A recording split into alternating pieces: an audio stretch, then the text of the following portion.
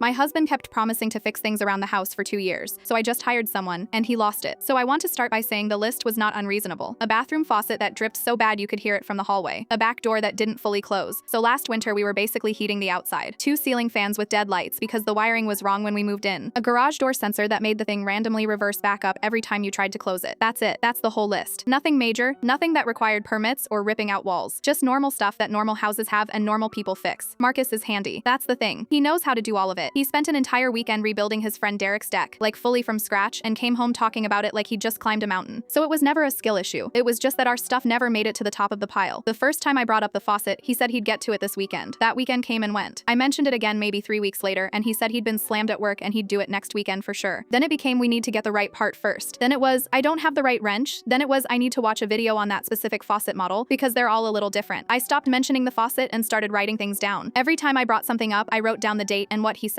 By month 8, I had 2 pages. The back door bothered me the most. It was a security thing. We have a dog and she figured out early on that if she pushed it hard enough, it would swing open and she'd be in the backyard. I started propping a kitchen chair under the handle, which Marcus thought was funny. Every time he'd walk past it, he'd say something like that's a real Pinterest solution right there. I didn't laugh after the 3rd time. I asked him directly in October, like sat down at the kitchen table and said, can you please tell me when you're actually going to do these things? Not this weekend, not soon. Give me a date. He said I was being intense about it and that he was managing a lot right now. I said I know you are. I'm not trying to pile on. I just need a door that closes. He said he'd block off a whole Saturday in November and knock out everything on the list. I wrote that down too. November Saturday came. He golfed with Derek in the morning, said he'd start after lunch, fell asleep on the couch watching football, woke up at 5 p.m. and said maybe next weekend. I called a handyman on Monday. His name was Carl and he had a whole profile on the neighborhood app with 5-star reviews and photos of his work. I sent him the list. He said he could come Thursday between 10 a.m. and noon and gave me a quote that was honestly pretty reasonable. I confirmed it and didn't say a word to Marcus. Carl showed up at 10:15. By 1 p.m. all 4 things were done. The faucet wasn't dripping. The back door latched and locked like it was brand new. Both fans had light. The garage door closed on the first try and stayed closed. I stood in the driveway for a second just watching it go down and actually stay down. I tipped Carl $20 and thanked him more times than I needed to. Marcus got home around 6 and immediately asked who'd been at the house. I said I'd hired someone to do the repairs. He got very still. Then he said, you hired someone? Like he needed to hear it twice. I said yes. He asked why I didn't just talk to him. I said I did talk to him. I'd been talking to him for 2 years and I had notes. He said I didn't have to make it into a whole thing by going and paying someone, that he was going to get to it. I asked when. He said soon. I told him that was my whole point. He got louder then, said it was embarrassing, that what would Derek think if he found out that I'd basically just told the whole neighborhood he doesn't take care of his own house. I said I hired a guy, I didn't take out an ad. He said it wasn't about the repairs, it was about going around him. I told him I hadn't gone around him. I'd waited 2 years and then made a phone call. He slept on his side of the bed and didn't say anything else that night. The next morning, the chair was still not in front of the back door for the first time in 6 months. He hasn't mentioned Carl since, but last week he asked me if the attic fan needed replacing and told me to hold off because he could probably fix it himself. I wrote it down.